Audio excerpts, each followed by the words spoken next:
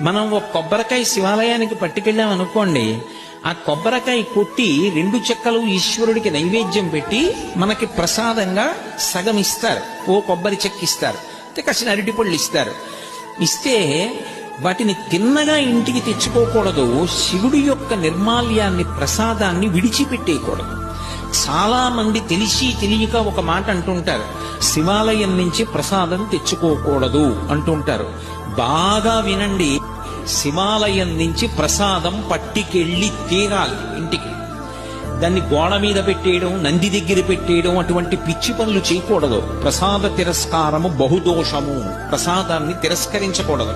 అందుకే అన్నవరం సత్యనారాయణ స్వామి కథలో ప్రసాదాన్ని తీసుకోకుండా ఆ పిల్ల భర్తని చూడ్డానికి వెడితే పడవ మునిగిపోతుంది.